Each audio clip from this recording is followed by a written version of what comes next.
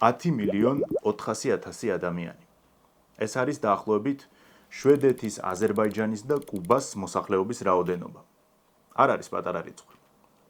10.400.000 ადამიანზე ისტორიაში კიდევ ერთი საინტერესო სტატისტიკა მოიძებნება.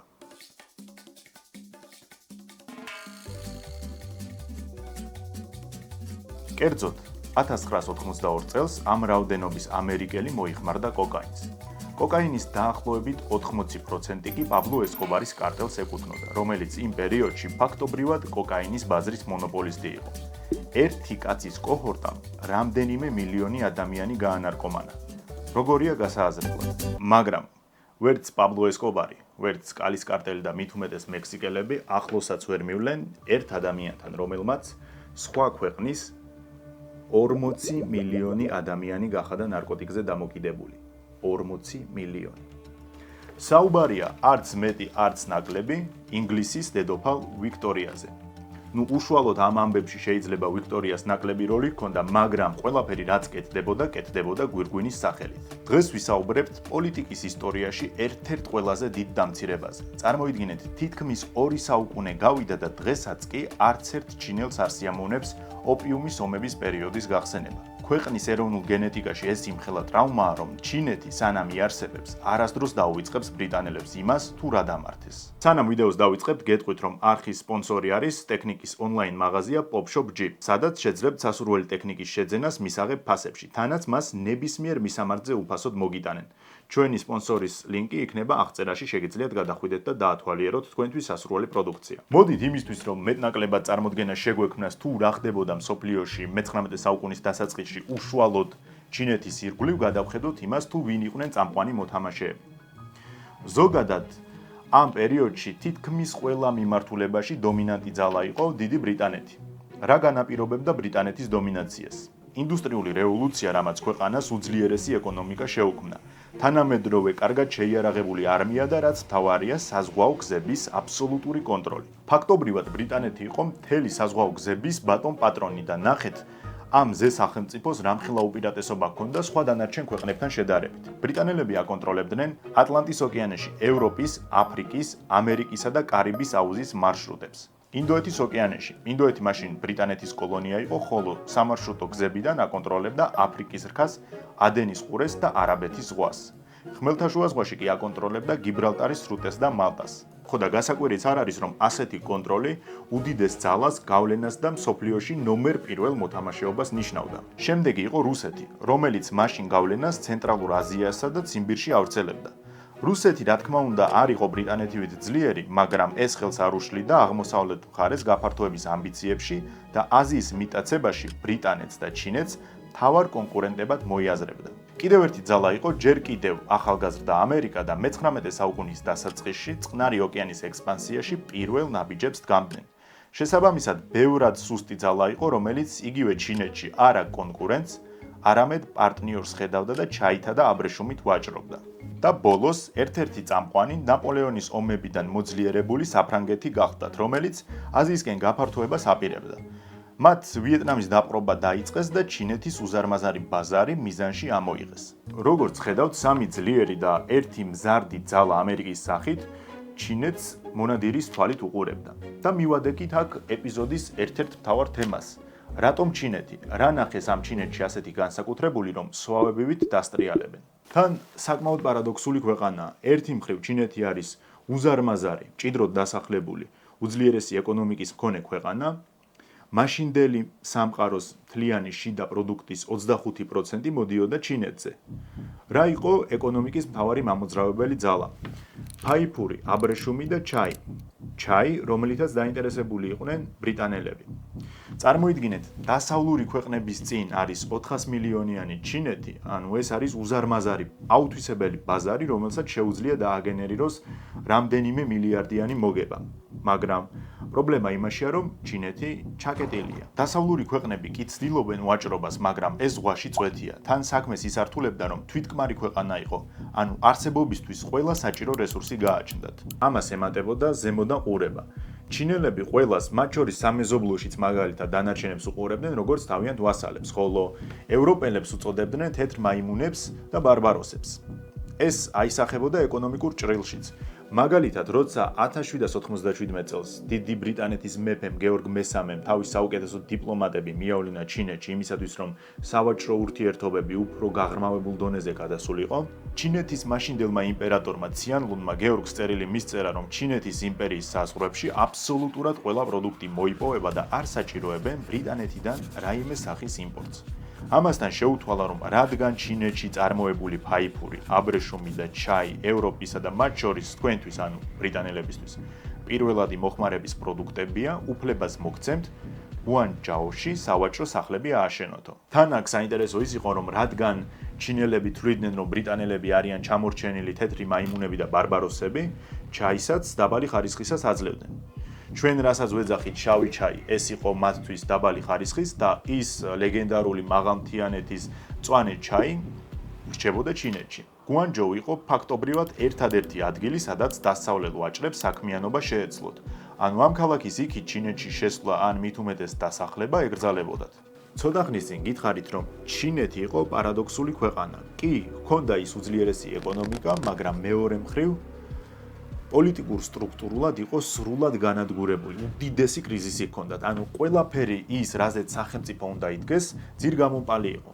ამას ემატებოდა კორუფცია, სოციალური უთანასწორობა და სინამდვილეში ის პოლიტიკა, რომ ჩაკეტილი უნდა ყოფილიყო მათი საზღვრები და ყველას ზემოდან უყურებდნენ, სინამდვილეში ეს მუშაობდა ჩინეთის საწინააღმდეგოდ, იმიტომ რომ მთელი სამყარო ვითარდებოდა და ეს პოლიტიკა და მიდგომა ჩინეთს აფერხებდა. მოსახლეობა იყო დემოტივირებული და გაფანტული. სხვათა შორის, გაფანტულობა მარტო წინა საუკუნეების პრობლემა არ იყო, დღესაც საკმაოდ აქტუალურია, მით უმეტეს რომ ჩვენი გონება უამრავ ინფორმაციას ამუშავებს, სოციალურ ქსელებს ვიყენებთ დიდი დოზით და ასე შემდეგ, ამიტომ რა გასაკვირია თუ ჩვენც გაფანტულები ვართ და დაღლილები. წინა ვიდეოში მე რეკომენდაცია გავუწიე კეტოგენი ჯის Brain Optimizers და ბევრი კითხვაც დაგროვდა. უპირველეს ყოვლისა გეტყვით, რომ მეც მოვიხმარ და ჩემ შემთხვევაში გვერდითი ეფექტი ნამდვილად არ აქვს. ზუსტად ამიტომ ვამახვილებ გაფანტულობაზე ყურადღებას, რომ მე ფოკუსირებაში დამეხმარა და შედეგით კმაყოფილი ვარ. არც წონას მატებს და არც რაიმე სხვა გვერდითი ეფექტი აქვს. მე პირადად კმაყოფილი ვარ და ვისაც შეძენა გსურთ, ბმული იქნება აღწერაში. კარგით, ის გავიგეთ, რომ ჩინეთს ევროპისგან არაფერი უნდოდა. თვითკმარი ქვეყანა იყო. ამ სიტყვის სრული გაგებით. სამაგიეროდ დიდ ბრიტანეთს ჭირდებოდა ჩინეთი. ვაჭრობის მთავარი პროდუქტი იყო ჩაი, რომელიც ბრიტანეთის ეკონომიკას უზარმაზარ ბუსტს აძლევდა. ნახეთ, მაშინდელმა უმდიდრესმა ნომერ პირველმა კორპორაციამ ოსტ-ინდოეთის კომპანიამ ჩაის გაყიდვით მხოლოდ 1803 წელს 14 მილიონი გირვანქა სტერლინგი გამოიმუშავა. ხოლო შემდეგ 2 წელში მოგებამ 24 მილიონს გადააჭარბა. ეს ოსტ-ინდოეთის კომპანია იყო ბრიტანეთის მიერ შექმნილი ორგანიზაცია, რომელიც დააფუძნეს ინდოეთში. და მისი მთავარი დანიშნულება იყო გვირგვინის ეგიდით ვაჭრობა. რას აკეთებდნენ ისინი? ანუ ნახეთ, ლოკალურ ბაზარზე შეიძენდნენ პროდუქტებს და შემდეგ უკვე იმპერიის დანარჩენ ქვეყნებში და კოლონიებში ყიდდნენ. პრობლემა იყო ის, რომ ჩაის ჩინეთი ყიდდა ვერცხლში. სხვა ვალუტას არ აღიარებდნენ. თავდაპირველად ეს სირთულეს არ წარმოადგენდა, მაგრამ მოგვიანებით ჩაის ტვირთბრუნვამ იმ მასშტაბს მიაღწია, რომ ბრიტანეთს ვერცხლით ვაჭრობა რომ გაეგრძელებინა, ფინანსური კრიზისი გარანტირებული იყო. რადგან გირვანქა სტერლინგი სუსტდებოდა, ქვეყნიდან ვერცხლის უზარმაზარი მარაგი გადიოდა. რომ დავფიქრდეთ, ბრიტანელები საკმაოდ რთულ ვითარებაში აღმოჩნდნენ. ერთი მხრივ ჩაით ვაჭრობა მათთვის სასიცოცხლოდ მნიშვნელოვანია, მაგრამ მეორე მხრივ რაღაც ისეთი უნდა მოიფიქრონ, რომ ვერცხლი ჩაანაცვლონ, იმიტომ რომ როგორც გითხარით, ეს ცალკე ეკონომიკურ კრიზისს იწვევს. მაგრამ პრობლემა იმაშია, რომ ჩინეთს ასეა თუ ისეა ნამდვილად ყველაფერი აქვს და არაფერი არ სჭირდებათ. ბრიტანელები თავის მხრივ ვერ ფიქრობენ, რა ალტერნატივა უნდა შესთავაზონ. ამ დროს ოსტ-ინდოეთის ტოპ ტვინებმა მოიფიქრეს ასეთი რაღაც, რომ ინდოეთში ჩვენ მოყავს ოპიუმი, რომელიც შორეულ აღმოსავლეთში სამედიცინო სფეროში გამოიყენება, მაგრამ მას თუ თამბაქოში გაურევ და მოწევ, ის თრობის ეფექტს იძლევა. მოაქვს ორგანიზმისთვის სიამოვნება, ეიფორიის გრძნობა და იწვევს შეჩვევას. ანუ ჩინეთში შევიტანთ როგორც მედიკამენტს, მაგრამ იქ ადგილზე ვასწავლით ამ წამლის სწორ გამოყენებას. და ნახეთ, ჯერ შეიტანეს გუანჯოუში, სხვაგან მაინც არ ქონდათ ცნობა, გუანჯოუში გაასინჯეს ადგილობრივ ჩინელ ვაჭრებს. ვაჭრებმა როდესაც გასინჯეს, აღფრთოვანდნენ, ანუ ეგრევე გაიხსნათ გონება, რომ ამ პროდუქტით ჩვენ სერიოზულ ფულს გავაკეთებთ.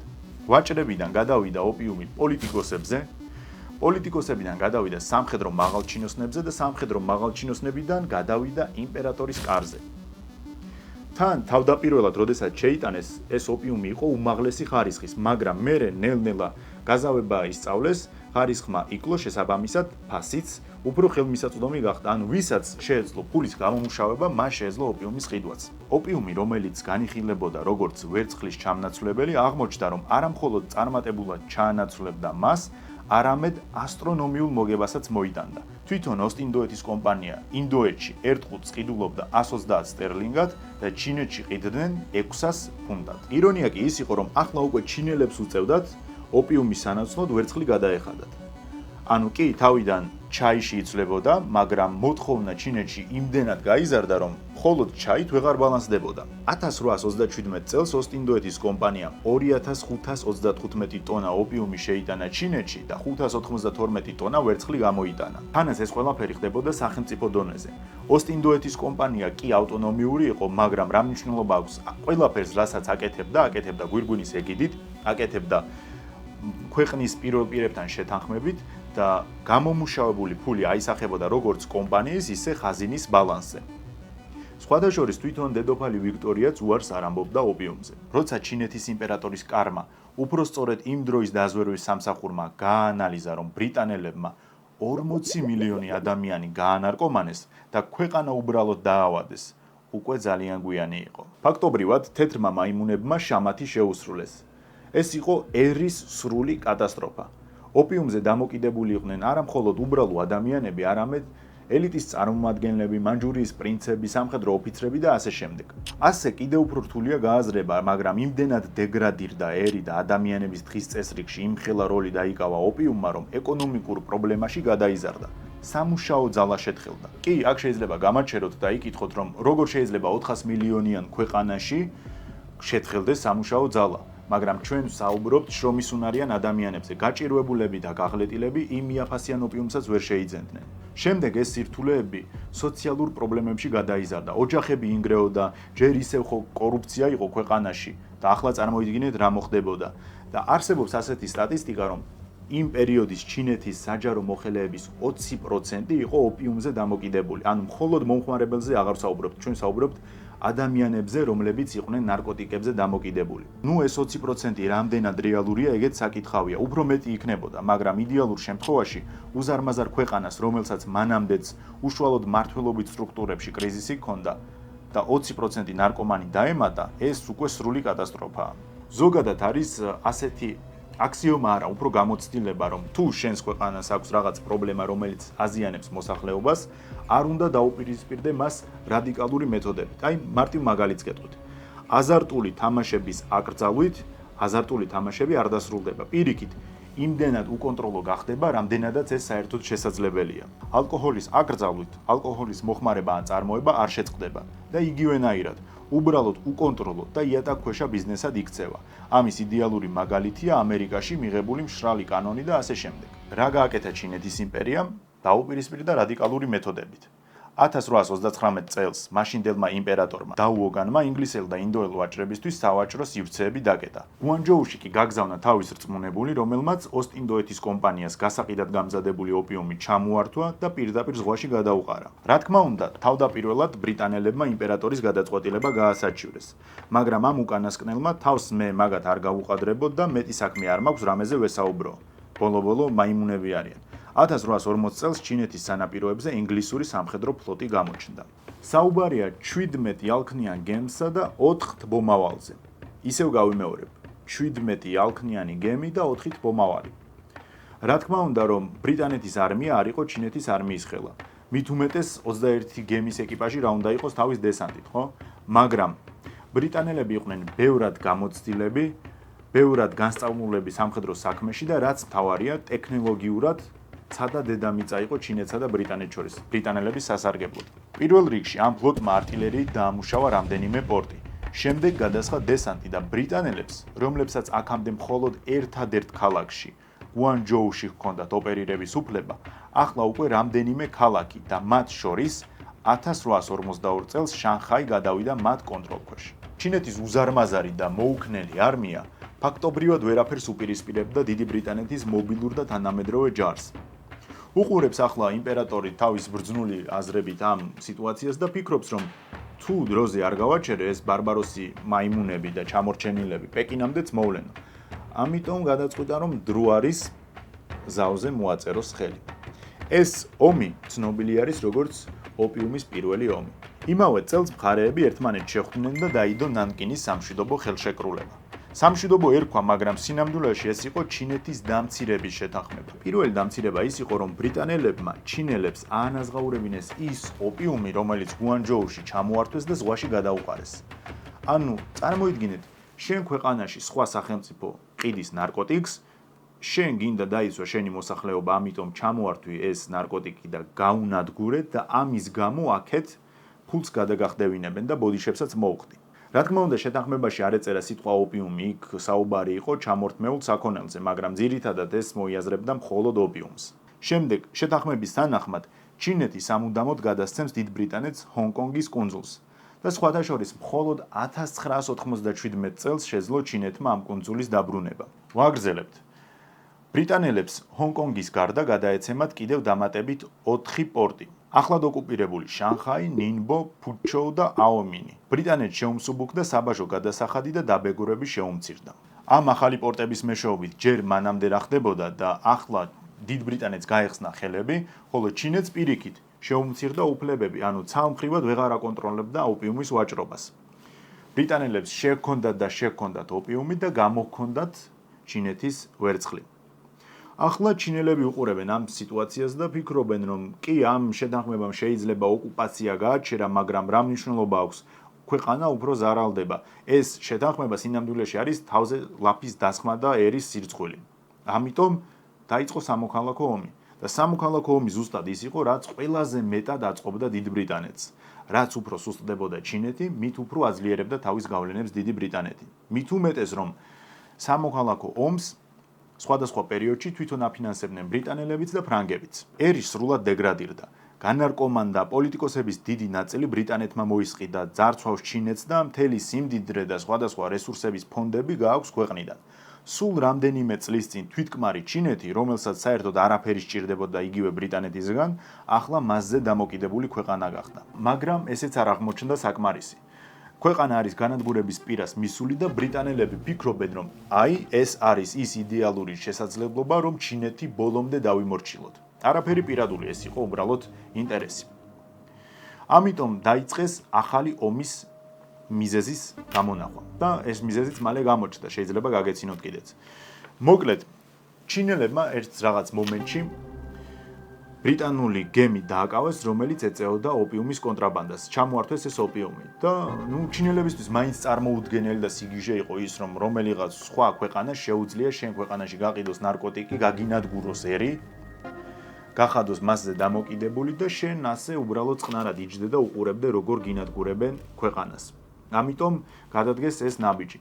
ინგლისელები განრისხებულები იყვნენ, თქვეს რომ რამდენს ბედავთ, რომ ჩვენ გემს აკავებთ, ალბათ დიდი ხანია თქვენთვის ჭკუა არ გვისწავლებიათ და დაიწყო ახალი ოპიუმის ომი. ახალი ოპიუმის ომი თარიღდება 1856 წლით. თუმცა ამჯერად მათ ეხმარებოდათ საფრანგეთი. სინამდვილეში ეს ფაქტი მორიგჯერზე ხაზს უსვამს იმ პერიოდში, რამდენად დიდი და ძლიერი ძალა იყო დიდი ბრიტანეთი. 1856 წელს მორჩა ყირიმის ომი, სადაც ბრიტანეთმა მოკავშირეებთან ერთად დაამარცხა რუსეთი და რამდენიმე თვეში სამყაროს მეორე მხარეს ისინი ჩინეთს აჩოქებენ და პარალელურად დაპყრობილ ინდოეთში ამბოხებას ახშობენ. ჩინეთის არმია ისე უძლური აღმოჩნდა, ისე ვერანაირი კონკურენცია ვერ გაუწია მოწინააღმდეგეებს და 4 წლის შემდეგ 1860 წელს ახალ კაპიტულაციაზე მოაწერეს ხელი. ამ შეთანხმების მიხედვით ჩინეთს ჩამოერთვა უფლება ინგლისელის, ფრანგის ან მათი მოკავშირე ქვეყნის მოქალაქის დაკავების, ან თუ ვინმეს დააკავებდნენ, იმ ქვეყანაში უნდა გაეშვათ, რომელსაც წარმოადგენდა. და რაც თავარი არის და სიგიჟე, აიძულეს ჩინეთი, რომ ჩინეთის ტერიტორიაზე ოპიუმით ვაჭრობა გამხდარიყო ლეგალური. ასევე, რადგან დამარცხდა საფრანგეთთან და ბრიტანეთთან, კონტრიბუციას გადაუხდიდა ვერცხლის სახით ორივე მათგანს. მაგრამ როგორც ხვდებით, მეორე ოპიუმის ომის არ აღმოჩნდა საკმარისი, დაიგეგმა ახალი პროვოკაცია, ჩინელები ამ პროვოკაციაზე წამოეგნენ, დაიწყო მორიგი შეტაკებები, ეს უკვე აღარ არის ცნობილი როგორც ოპიუმის ომები, მაგრამ ფაქტი იყო, რომ ბრძოლები დაიწყო. სხვათა შორის ბრიტანელებმა და ფრანგებმა რაღაც პერიოდში წააგეს შეტაკებები, სულ ხომ ვერ მოიგებენ, მეიუეზერები არ იყვნენ, და ბრიტანეთს მოუწია გამოეძახებინა რეგულარული ჯარი. რეგულარული ამაც ძლივს უწევდა კონკურენციას და რეგულარულ ჯარს საერთოდ ვერაფერს დაუპირისპირებდა. მოხდა ისე, რომ პეკინის მისადგომებამდე მივიდნენ ბრიტანელები, იმპერატორი გაიქცა დედაქალაქიდან და როგორც ხდება, დათანხმდა კაპიტულაციას. როცა სამყაროში სადღაც რაღაც ხდება, ჩვენი ჩრდილოელი მეზობელი, ისევე როგორც სხვა დიდი სახელმწიფოები, აუცილებლად ეცდებიან, რომ ამ კონფლიქტზე ხელი მოითმონ.